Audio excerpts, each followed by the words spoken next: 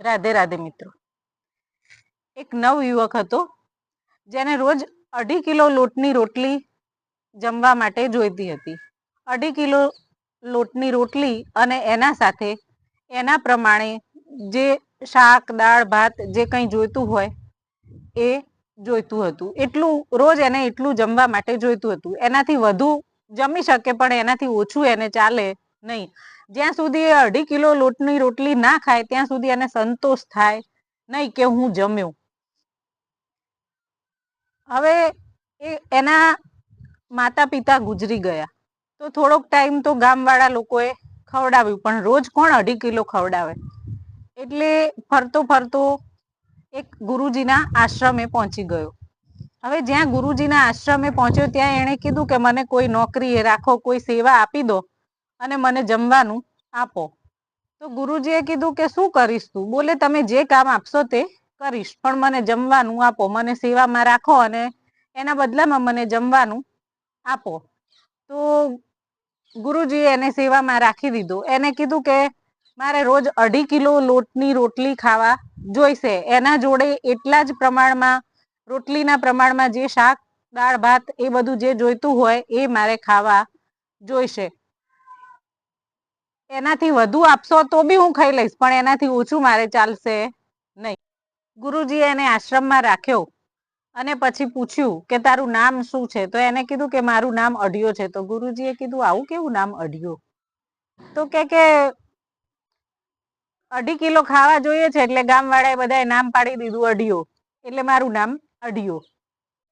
હવે અઢિયો રોજ આશ્રમમાં રહે, રોજ એને જમવાનું મળી જાય, એને જેમ જોઈતું હતું તેમ 2.5 કિલો લોટની રોટલી એ પ્રમાણે દાળ ભાત શાક બધું જ।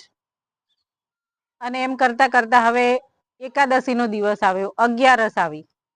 તો ગુરુજીએ કીધું કે આજે 11 છે એટલે આશ્રમમાં જમવાનું બનશે નહીં। આશ્રમનો નિયમ છે 11 હોય ને એ દિવસે બધા ઉપવાસ કરે અને બધા ફળાહાર જ કરે, કોઈ જમે નહીં, અનાજ કોઈ જમે નહીં। તો પેલો તો આકડો થઈ ગયો એકદમ હાંફળો ફાફળો કે નહીં જ ચાલે, મારે તો 2.5 કિલો લોટની રોટલી જમવા જોઈશે એટલે જોઈશે જ। એને તો એવું જ કીધું કે ગમે તે થાય મારે તો 2.5 કિલો જોઈશે એટલે જોઈશે, બસ એ તો પકડીને જ બેસી રહ્યો। તો ગુરુજીએ કીધું કે ઠીક છે, તું સીધું સામાન લઈ અને જા અને જંગલમાં જઈને જમવાનું બનાવીને જમી લેજે, અહીંયા આશ્રમમાં તો નહીં જ બને આજ। તો એને જેમ જોઈતું હતું તેમ 2.5 કિલો લોટની લોટ ને એ પ્રમાણે દાળ શાક બધું આપી દીધું સીધું સામાન। એના જોડે થોડા લાકડા અને છાણા ને બધું આપ્યું અને પછી એ લઈને ગયો જંગલમાં અને એને જમવાનું બનાવ્યું।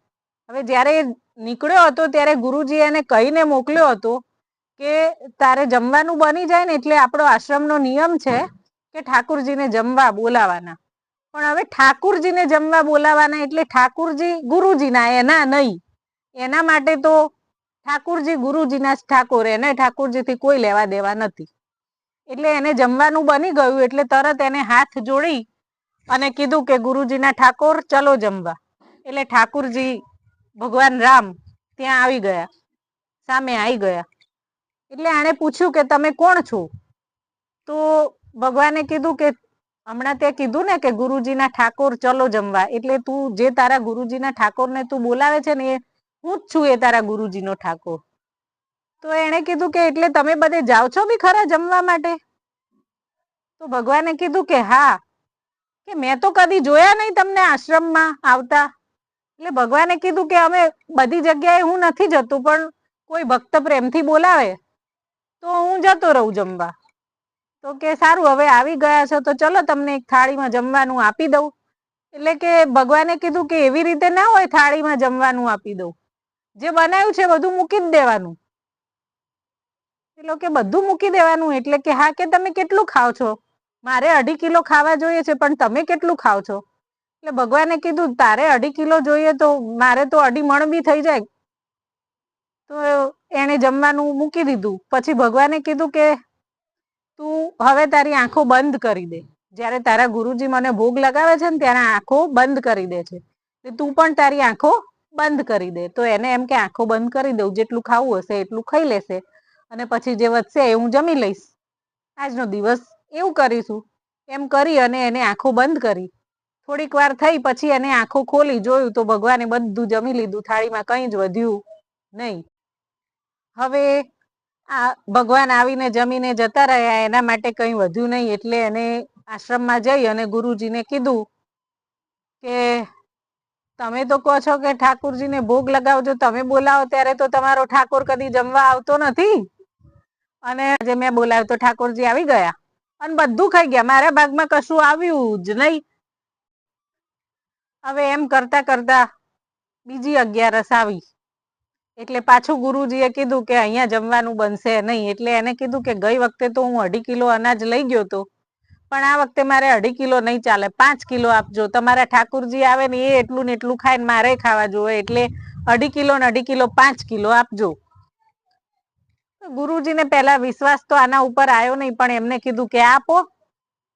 એમ કરી અને એને આપ્યું 5 કિલો લોટ ને એ પ્રમાણે બીજું બધું સીધું સામાન ને લાકડા ને છાણા ને બધું આપ્યું, અને લઈને ગયો ને જંગલમાં જઈને એને બનાવ્યું, અને ફરી પાછું હાથ જોડીને કીધું કે ગુરુજીના ઠાકોર ચલો જમવા. એટલે અહીંયાથી ભગવાન શ્રી રામ તૈયાર થયા, તો સાથે માતા સીતાજી પણ આવી ગયા.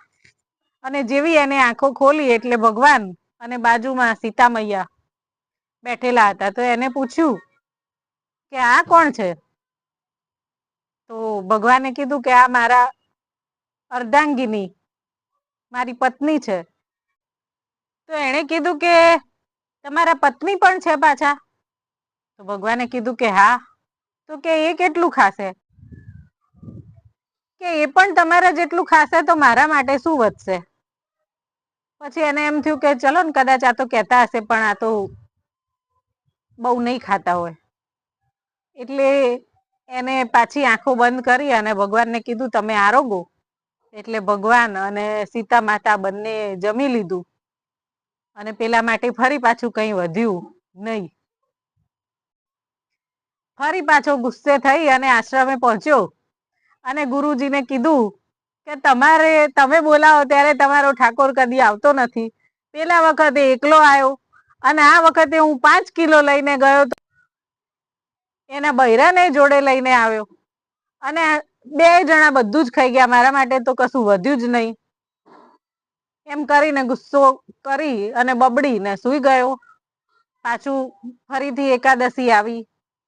આ વખતે કે 7.5 કિલો અનાજ આપજો. તો ગુરુજીએ 7.5 કિલો અનાજ આપ્યું. હવે 7.5 કિલો અનાજ લઈને ગયો, જમવાનું બનાવ્યું, અને ફરીથી હાથ જોડી અને બોલ્યો ગુરુજીના ઠાકોર ચલો જમવા. એટલે ભગવાન રામ, સીતા મૈયા અને લક્ષ્મણજી તો 3 જણા, એને આંખો ખોલી તો જોયું સામે 3 જણા હતા, અને એને પૂછ્યું કે હવે આ ત્રીજા કોને લઈને આયા? એટલે ભગવાને કીધું કે આ તો મારા ભાઈ છે, મારો નાનો ભાઈ છે એમ. એટલે કે તમારા ભાઈએ છે પાછો? તમારા ફેમિલીમાં કેટલા મેમ્બર છે મને કહી દો, એટલે મને ખબર પડે મારે કેટલું લઈને આવવાનું. હવે આ વખતે જે 7.5 કિલો લઈને આવ્યો તો અને બનાવ્યું, એમાંથી તો ભગવાન ને સીતા મૈયા ને લક્ષ્મણજી એ લોકોએ બધું ખાઈ લીધું. અને લક્ષ્મણજીને ભગવાને પહેલેથી જ કીધું તું બહુ ભોળો ભક્ત છે, એટલે બહુ રિએક્ટ કરવાનું નહીં, બહુ વધારે એના ઉપર બહુ પ્રતિક્રિયા આપવાની નહીં. એટલે એ 3 જમી લીધું. ફરી પાછો ગુસ્સે થઈ અને બબડતો આવ્યો ઘરે આશ્રમમાં, અને ગુરુજીને કહે છે કે તમારો ઠાકોર એકલો તો ના આવ્યો, પાછો આજે એના ભાઈને લઈને આવ્યો, હું તો આજે બી ભૂખ્યો રહ્યો. અને બબડતો સૂઈ ગયો. એમ કરતા કરતા ફરી એકાદશી આવી, 11 આવી. એટલે એણે કીધું આ વખતે તો 10 કિલો અનાજ આપજો. અને ગુરુજીએ 10 કિલો અનાજ આપ્યું. એ રોજ આવીને બબડે કે ઠાકુરજી આયા, અને એમના પત્ની આયા, અને એમના ભાઈ આયા, પણ કોઈ એના પર વિશ્વાસ કરતું નહોતું. ગુરુજીને થયું કે આપો ને, ખાવું હશે એટલું ખાશે ને બાકીનું ગાયોને ખવડાવી દેશે. એમ કરી અને ગુરુજી આપતા હતા. તો આ વખતે 10 કિલો અનાજ લઈ ગયો, જમવાનું બનાવ્યું, બધું કર્યું, અને ફરી પાછું હાથ જોડી અને કીધું કે ગુરુજીના ઠાકોર ચલો જમવા. એટલે ભગવાન રામ, સીતા મૈયા, લક્ષ્મણજી અને ચોથા હનુમાન દાદા પેલા એ આંખો ખોલી અને જોયું કે આ વાંદરાને કેમ સાથે લઈને આવ્યા છે. તો પ્રભુએ કીધું કે એ મારો સેવક છે, મારો ભક્ત છે અનન્ય, એટલે એ પણ સાથે આવ્યો આજે. તો પેલો પાછો મનમાં બબડતો જાય, પણ જમવાનું આપી દીધું અને એ લોકોએ ખાઈ લીધું, બધું જમી લીધું. પાછું આના માટે કશું જ વધ્યું નહીં અને પાછો બબડતો બબડતો ઘરે ગયો અને આ વખતે તો વાસણો પછાડતો પછાડતો જ ઘેર ગયો અને ત્યાં આશ્રમમાં જઈને ગુરુજીને કહે છે કે તમારો ઠાકોર અત્યાર સુધી ઠાકોર આવ્યો, એના બૈરાને લાયો, એના ભાઈને લાયો ને આજે પાછું જોડે વાંદરું લેતો આવ્યો. તો આ વખતે બી હું ભૂખ્યો જ રહ્યો, મને કશું જમવાનું મળ્યું નહીં અને બબડતો બબડતો સૂઈ ગયો. પાછી ફરી 11 આવી. આ વખતે તો એને ગુરુજીને કીધું બોરા ભરી ભરીને સામાન આપો. તમારો ગુરુ ઠાકોરજી કેટલા માણસોને લઈને આવશે કઈ નક્કી નથી, એનો પરિવાર બહુ જ મોટો છે, એટલે આ વખતે તો બોરી ભરી ભરીને સામાન આપો. દર વખત હું ભૂખ્યો જ ઘેર આવું છું, હું થોડું લઈ જાઉં એટલે એક માણસ વધારે જાય, એના કરતા આવો તો બોરી ભરીને જ આપો, એના જેટલા લઈને આવા હોય ને એટલા આવો. એમ કરીને બોરીઓ ભરી ભરીને લઈ ગયો. તો ગુરુજીને વિશ્વાસ તો આવતો નતો, પણ તોય આપ્યું અને એને આ વખતે બોરીઓ મૂકી દીધી ત્યાં, કશું જમવાનું બનાવ્યું નહીં, આરામથી બેસી ગયો અને પછી કીધું ગુરુજીના ઠાકોર ચલો જમવા. એટલે ભગવાન રામ, સીતા મૈયા, લક્ષ્મણજી, હનુમાનજી અને ભરત અને શત્રુઘ્ન આ બધા આયા. એટલે એને કીધું કે આ બે મારા ભાઈઓ છે. પછી ભગવાન કે કેમ આજે કશું બનાવ્યું નથી, કઈ સુગંધ આવતી નથી, કઈ બનાવ્યું હોય એવું લાગતું નથી, હજી સુધી બન્યું નથી કે શું?